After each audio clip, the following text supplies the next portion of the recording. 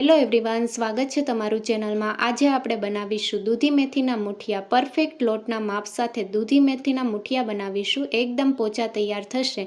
જો તમને મારી રેસીપી ગમતી હોય અને હજુ સુધીમાં ચેનલને સબસ્ક્રાઈબ ન કરી હોય તો સબસ્ક્રાઈબ કરવાનું ના ભૂલતા। મુઠિયા બનાવવા માટે 250 ગ્રામ જેટલી દૂધી લીધી છે। દૂધીની છાલ ઉતારી લઈશું અને આ રીતે આપણે ઝીણી ખમણીના મદદથી ખમણી લઈશું। તો દૂધીનો બિયાનો ભાગ આપણે નથી લેવાનો। આ રીતે ફરતી દૂધી ખમણી લીધી છે અને આ વચ્ચેનો ભાગ આપણે નથી લેવાનો। દૂધીનું છેણ તૈયાર થઈ ગયું છે, તમે જોઈ શકો છો। દૂધીમાંથી પાણી છૂટું પડે એ પહેલાં આપણે બધા મસાલા કરી લઈશું। અને 1 કપ જેટલી ઝીણી કાપેલી મેથી લીધી છે। મેથીને 2 થી 3 પાણીએ ધોઈ લીધી છે અને ઝીણી સુધારી લીધી છે। સાથે થોડા કોથમીરના પાન ઉમેરશું, બહુ સારો એવો ટેસ્ટ આવે છે। 1 મોટી ચમચી આદુ મરચાં લસણની પેસ્ટ ઉમેરશું। જો લસણ ન ખાતા હોય તો સ્કીપ પણ કરી શકો છો। અને મરચાંનું પ્રમાણ થોડું વધારે રાખ્યું છે, આપણે લાલ મરચું પાવડર નથી ઉમેરવાનું।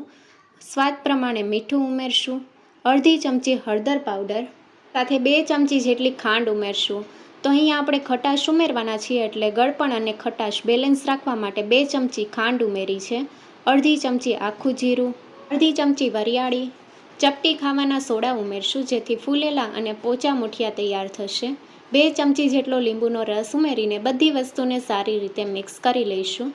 તો આ રીતે બધા મસાલા ઉમેરી દીધા છે અને દૂધીમાં અને મેથીમાં સારી રીતે મસાલા મિક્સ કરી લઈશું।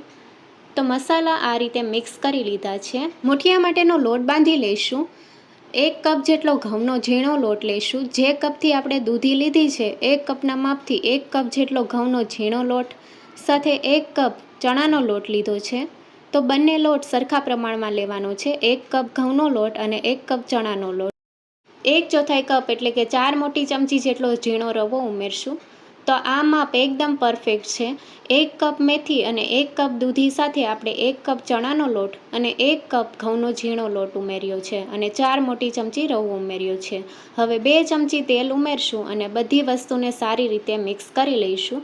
તો પાણી ઉમેરવાની જરૂર નહીં પડે, આ રીતે જ લોટ મિક્સ થઈ જશે। દૂધીમાંથી પાણી છૂટું પડશે તેમાંથી જ આ રીતે સોફ્ટ લોટ તૈયાર થઈ ગયો છે।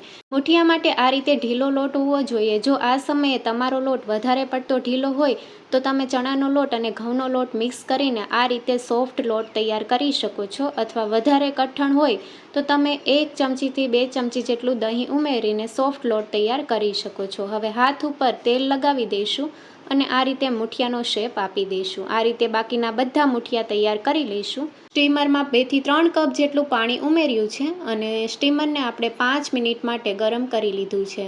સ્ટીમરમાં પાણી સારી રીતે ગરમ થઈ ગયું છે અને પ્લેટને પણ ઓઇલથી ગ્રીસ કરી લીધી છે। હવે મુઠિયા સ્ટીમ થવા માટે આપણે મૂકી દઈશું। તો આ રીતે થોડા અંતરે મૂકવાના જેથી મુઠિયા સ્ટીમ થતી વખતે થોડા ફૂલશે। અને હવે ઢાંકણ ઢાંકીને 10 થી 12 મિનિટ માટે થવા દઈશું। ગેસની ફ્લેમ હાઈ રાખવાની છે। હાઈ ગેસની ફ્લેમ ઉપર 12 મિનિટ માટે કૂક થવા દીધા છે અને હવે નાઈફની મદદથી ચેક કરી લઈશું। નાઈફ આ રીતે એકદમ ક્લીન આવે છે। મુઠિયા થઈ ગયા છે। ગેસની ફ્લેમ બંધ કરી દઈશું। પ્લેટ બહાર કાઢી લીધી છે અને હવે મુઠિયાને ઠંડા થવા દઈશું। મુઠિયા ઠંડા થઈ જાય પછી આ રીતે પીસ કરી લઈશું। તો તમે જોઈ શકો છો એકદમ ફૂલેલા અને પોચા મુઠિયા તૈયાર થયા છે। મુઠિયાનો એક પીસ લઈને બતાવું તો આ રીતે જોઈ શકો છો અંદરથી જાળી પડી છે। મુઠિયાને તમે આ રીતે પણ ખાઈ શકો છો।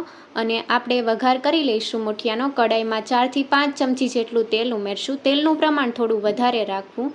તેલ ગરમ થઈ ગયું છે, અડધી ચમચી રાઈ ઉમેરશું। રાઈના દાણા ફૂટે ત્યાં સુધી થવા દઈશું। રાઈ સારી રીતે કકડી ગઈ છે। અડધી ચમચી આખું જીરું અને ચપટી હિંગ ઉમેરશું। સાથે 4 થી 5 મીઠા લીમડાના પાન ઉમેરશું। મીઠા લીમડાથી બહુ સારો એવો ટેસ્ટ આવે છે। સાથે 2 ચમચી જેટલા સફેદ તલ ઉમેરશું અને વઘારને સારી રીતે મિક્સ કરી લઈશું।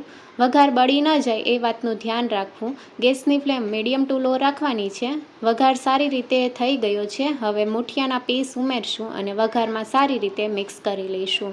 મુઠિયાના પીસ ઉપર વઘાર સારી રીતે કોટ થઈ જાય એ રીતે આપણે મિક્સ કરી લઈશું।